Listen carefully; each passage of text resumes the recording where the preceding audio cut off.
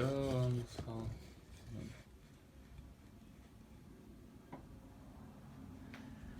okay, I'm back. This is part 3. So I'm gonna open this part with the same question as all the other part 1, part 2, part 2.5, and part 3. So my question is, have you ever had a story? I always struggle through this question. It's such a confusing question. Sorry.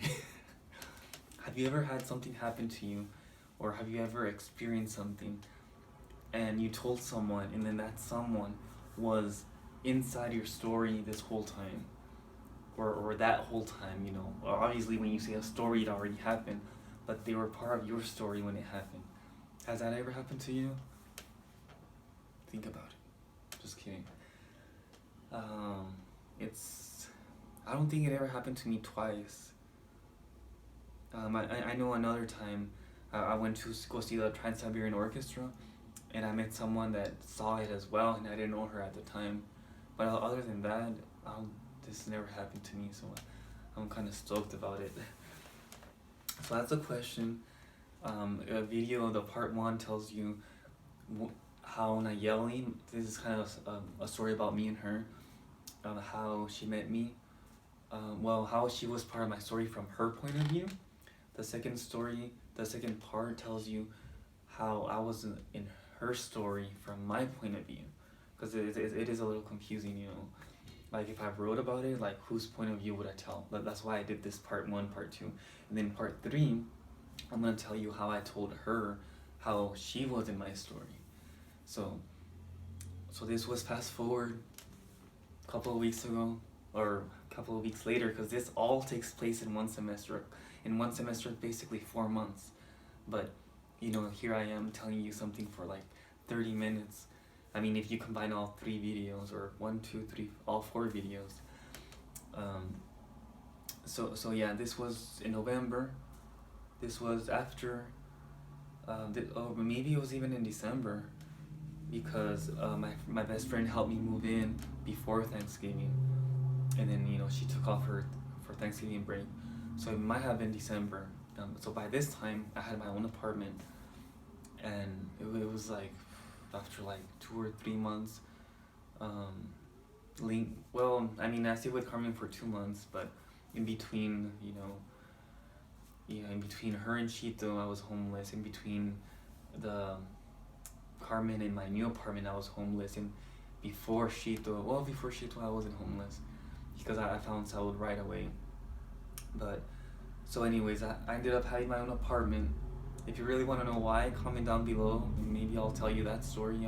I feel like I'm making this story like longer than it has to be, but I had my own apartment. That was one of 2 apartments that I owned, or rented, where I was completely alone. Well, this was a house, but I didn't share a bed or a room or a kitchen or a closet. It was like pretty much mine. So yeah, one of 2 in 11 or 12 years. 18, I'm 29, 11 years. So I have my own apartment, and then I have so Nayeli's brother, who also goes to, he goes to Luna. He didn't really go to Highlands. Or he went to both. Yeah, he went to both. So Nayeli's brother has what was it, like, it had calculus, some kind of calculus. I took pre-calc, calc, and then calc 2. I flunked all of them and then passed them again the second time. But anyways, I had him for calc 2, and one time we were just studying. We got along just fine. We were studying, and in my house, my apartment didn't always have signal. So it wasn't late, but it was getting late. It was like around 8, or kind of getting dark. So I was telling him, why don't we go out and see if your sister's trying to contact you, since there's no service here, so you wouldn't know. So we went outside after studying, and she was there. Outside. So I invited her in. I offered food. They didn't want any. It's okay. But and while I was making food, he was telling me how they went to Highlands, like basically their road trip over there. And after the road trip, they had bad luck because the landlord of the apartment where they were gonna stay, there it was like under construction, so they couldn't stay there right away, and they couldn't stay there right away, and they had to sleep in their car. So I kind of felt, I guess touched, or I felt important that that he was opening up to that degree of telling me his story. And I thought, if he's gonna open to me like that, I'm gonna open up as well. And I told him, and her sister, my story. And I was like, remember? And I told him everything I just told you in part 2, 2.5. Yeah, in part 2 and 2.5, because this is like the conclusion. And then part 1 is her point of view. But I told her everything. And I remember when I told her, remember that Mecha meeting? I was there because I didn't have a place, and they were gonna, give me somewhere to stay. But they were on their way to the Mecha meeting. They didn't want to be late, so that's where I first saw you. And then the second time, I was looking for. I couldn't stay with Shito, so I went with this other girl who was also in Mecha, and she didn't want me there. She was like, "Oh, who invited Renee in here?" Or yeah, who invited Renee?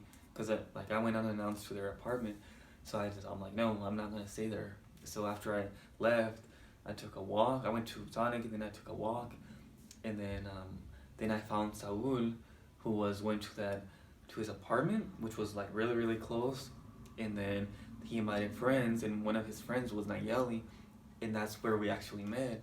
And she's like, she went like that. She was like, oh, I remember shaking your hand. And then I told her about the part where after the 2 months living with Carmen, that I couldn't stay there, and so I was looking for another place. And I was basically sleeping in my car, and one of those 7 days that I told you in part 2.5, I bumped into this poster that said free food if you buy a shirt from Mitcha. So I went there, and I felt bad, so I didn't buy the shirt. And she's like, I was selling those shirts. If you would have gone there, I would have given you food for free. And her expression of it was priceless. Like she was, especially like the second time we met, or the first time actually. The second time I saw her, the first time we met, she was like, I was there. And it was just like a happy ending. Like, so it starts where I was homeless basically, and then I have my own apartment, and that's where the story ends. Life goes on. There's no real ending, but that's a part of the story that I want to tell you. It was. I think I'm just gonna end with the same question. Have you ever had a story and you tell it to someone, and that someone is part of your story? That someone went through the same thing, or went to the same school or job, or I don't know. In this case, it was more like an experience, and she was like in every gap. So talking about gaps, if you go to Pastor Furtick's YouTube video, there's a sermon on just gaps. It's cool, but that's my whole story. I hope you liked it. And if you didn't like it, let me tell you something. There are some things, you know how they say a picture is 1,000 words, an image is 1,000 pictures, something like that. Some things just have to be experienced, especially if you experience them. And then that's why I kept asking you that question, because if something like that did happen to you, where you tell someone else a story and they're part of your story, then you would feel the same way I felt. That one moment where she was like, I was there, and she didn't know it. Like I knew she was there, but she didn't know. So that was my favorite part of my story. And then also I didn't know that she was selling shirts. So that was also an awesome part of this story too. I was like, you were there, and we were, she was there all along. and she didn't know it. I didn't know the third part. So that's it. That's all I have. Hope you like it. Comment down below if you want to know anything more. But yep, it's getting late. I'm gonna hop onto bed. But hope you like the story and comment anything. It brings up good memories. But hopefully you liked it. Hopefully something like that did happen to you where someone was part of your story and you can kind of share a little bit. But I was also telling you that they always say in church, and I'm pretty sure you can kind of relate to this, or I can kind of relate to this story. But it says the love of God can't be explained; it can only be experienced. So and I say this because I feel like Nayeli was a reflection of God. Everything is kind of, you know that verse that says, "In God we live, love, and have our being." Well, God speaks through people. He's not a deaf God.